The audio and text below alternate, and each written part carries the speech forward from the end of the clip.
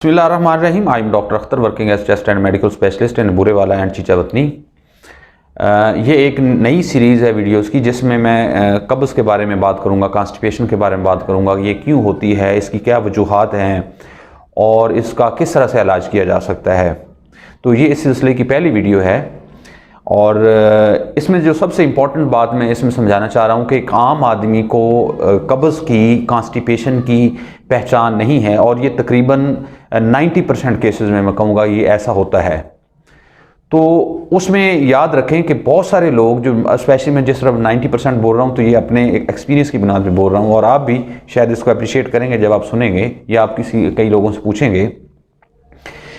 Constipation जो है ना, इसकी बाय डेफिनेशन एक रोम क्राइटेरिया है, ROME। पढ़े लिखे लोग जो गूगल पे सर्च कर सकते हैं वो कर सकते हैं। ये क्राइटेरिया है जो इंटरनेशनल लेवल पे जो मुख्तलिफ सोसाइटीज़ हैं, WHO की समझे कि सब कैटेगरीज होती हैं जो डिफ़ाइन करती हैं मुख्तलिफ बीमारियों के बारे में।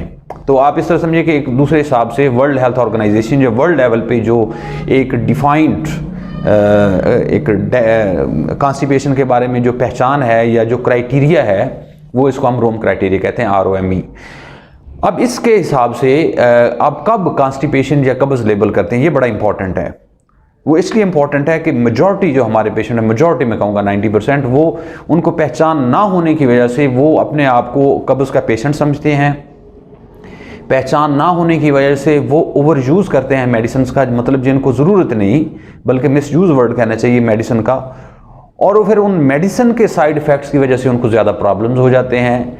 सिर्फ अब इसमें अगर उनको पहचान हो जाए मेरा ये प्रॉब्लम है तो उनमें उनका सिर्फ इस नॉलेज की वजह से उनका मसला हल हो जाएगा।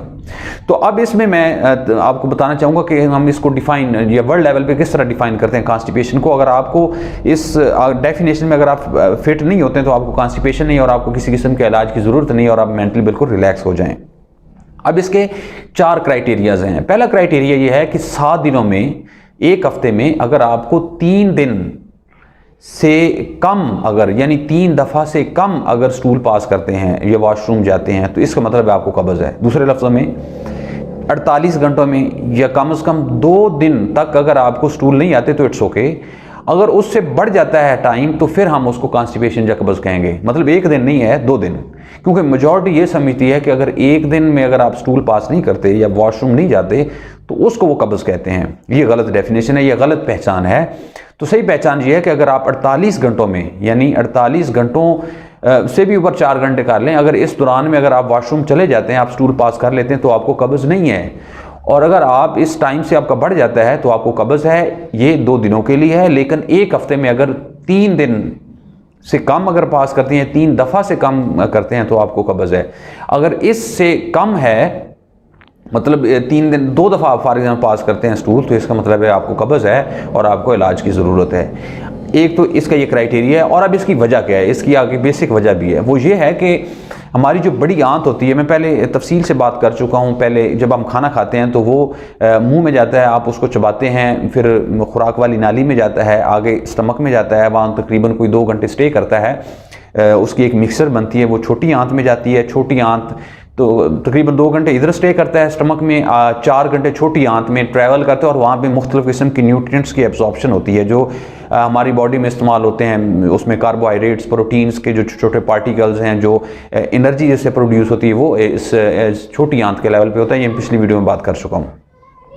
अब ये सारा जो ट्रैवल है वो 6 घंटे में हो जाता है बड़ी आंत तक। लेकिन अब ये इंपॉर्टेंट बात है कि बड़ी आंत में तकरीबन 36 आवर्स, 36 घंटे तक जो आप खाते पीते हैं वहाँ स्टे करता है, वहाँ रहता है, वहाँ स्टोर होता है, आप जो मर्जी लफ्ज़ बोल लें।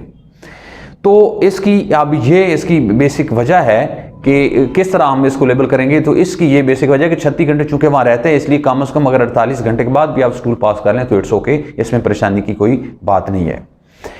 दूसरी वजह या दूसरा क्राइटेरिया ये है कि आपको बहुत ज़्यादा फोर्स लगानी पड़ती है स्टूल पास करने के लिए। अब इसका फ़र्क कैसे करना है, रूटीन में आप जिस तरह पहले चल रहे हैं उससे अगर आपको ज़्यादा फोर्स लगानी पड़ती है। अब इसमें क्राइटेरिया वही है, स्ट्रेनिंग हम इसको कहते हैं अंग्रेज़ी में, कि अगर हफ्ते में 3 दिन से ज़्यादा अगर आपको इस तरह करना पड़ता है, बार बार फोर्स लगानी पड़ती है, उसका मतलब आपको कॉन्स्टिपेशन है या कब्ज़ है।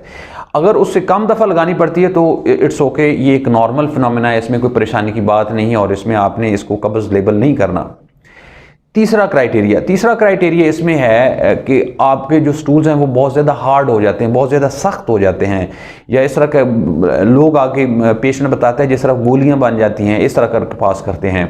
अब इसमें क्राइटेरिया फिर वही है कि एक हफ्ते में कम से कम 3 दफ़ा से ज़्यादा अगर आपको ये प्रॉब्लम होता है तो उसको हम कॉन्स्टिपेशन लेबल करेंगे, कब्ज़ है। अगर आपको फॉर एग्जांपल एक हफ्ते में 2 दफ़ा होता है, तीसरी दफ़ा ठीक आ जाता है स्टूल, तो इसको हम कब्ज़ लेबल नहीं करेंगे।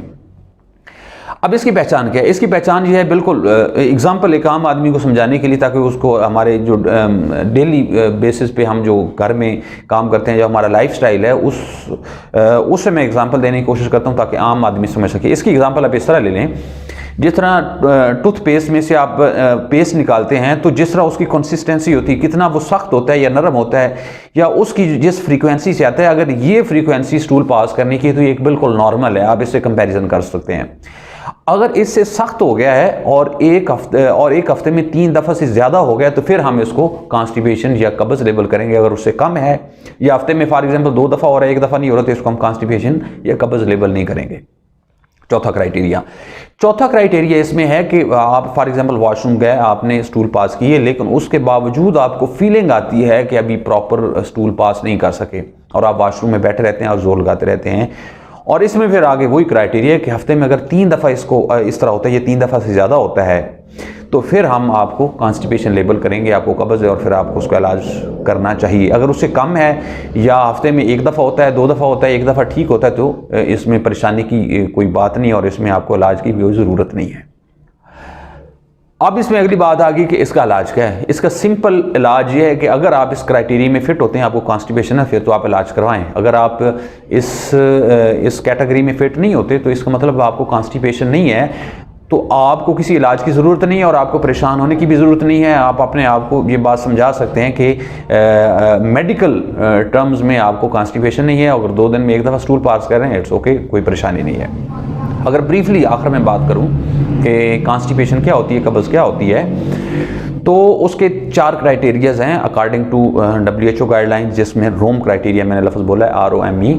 इसमें पहली बात है कि एक हफ्ते में अगर आप 3 दफ़ा या 3 दफ़ा से ज़्यादा पास कर रहे हैं स्टूल, तो आपको कॉन्स्टिपेशन नहीं है। अगर आप 3 दफ़ा से कम पास कर रहे हैं या 2 दिनों में 1 दफ़ा अगर आप पास कर रहे हैं, 2 दिनों में 1 दफ़ा पास कर रहे हैं, तो आपको कॉन्स्टिपेशन नहीं है। अगर उससे बढ़ जाता है, फॉर एग्जांपल 1 हफ्ते में 2 दफ़ा कर रहे हैं, तो फिर आपको कॉन्स्टिपेशन है। दूसरी बात, स्ट्रेनिंग की, यानी फोर्स लगाने की स्टूल पास करते हो, अगर आपको वो हफ्ते में यही इसमें क्राइटेरिया होगा कि अगर 3 दफ़ा से ज़्यादा अगर आपको स्ट्रेनिंग करना पड़ती है तो आपको कॉन्स्टिपेशन है, अगर कम है तो इसमें आपको कॉन्स्टिपेशन नहीं है। तीसरा क्राइटेरिया कि उसमें कंसिस्टेंसी की मैंने बात की कि वो कितने हार्ड होते हैं। अगर वो एक नॉर्मल कंसिस्टेंसी में, जिस तरह मैंने एग्जांपल दी एक पेस्ट की, तो उसमें आपको कॉन्स्टिपेशन नहीं है। अगर उससे ज़्यादा सख्त होते हैं और हफ्ते में 3 दफ़ा से ज़्यादा होते हैं, तो फिर आपको कॉन्स्टिपेशन है, आपको कब्ज़ है, आपको इलाज की ज़रूरत है। और चौथी इसमें जो वजह है कि आप वॉशरूम गए, आपने स्टूल पास की, लेकिन उसके बाद आपको फीलिंग आती है कि जिस तरह आप फारिग नहीं हुए, या आपको एक फीलिंग रहती है और ये हफ्ते में 3 दफ़ा से ज़्यादा होती है, तो आपको कॉन्स्टिपेशन है। अगर इससे कम है तो आपको किसी किस्म की कॉन्स्टिपेशन नहीं है। तो ये इसका एक क्राइटेरिया था। अब आपने इसमें अपने आप को फिट करना है। अगर आपको इस तरह का कोई प्रॉब्लम है तो आप बिल्कुल कॉन्स्टिपेशन का इलाज करें। वो फर्दर आगे मैं वीडियोज़ में बात करूँगा, आप तफसील से देखेंगे 1 बाय 1 कि कौन सी वजूहत हैं और उनका क्या इलाज है। इसके अलावा आपने कमेंट्स में आप ये बताना है कि कभी आपने इस तरह का कोई प्रॉब्लम फेस किया है या आपने इसको गलत कॉन्सेप्ट इसका लिया है, वो आपने नीचे कमेंट्स में बताना है। दूसरा, जो फर्स्ट टाइम चैनल पे हैं तो आप सब्सक्राइब कर लें चैनल को, क्योंकि हर दूसरे दिन वीडियो हेल्थ के बारे में आती रहेगी, उसमें आपके कमेंट्स भी शामिल होंगे और हेल्थ के बारे में मैं एक आम आदमी को कोशिश कर रहा हूँ कि उसको अवेयरनेस दी जाए, ताकि बहुत सारे लोग जो विदाउट लॉजिक मेडिसिन खाते हैं, कम अज़ कम उससे वो छुटकारा पाएँ और कम अज़ कम अपना लाइफ स्टाइल एक हेल्दी वे से चला सकें। अल्लाह ताला आपको और आपके घर वालों का हामी नासर हो। अल्लाह।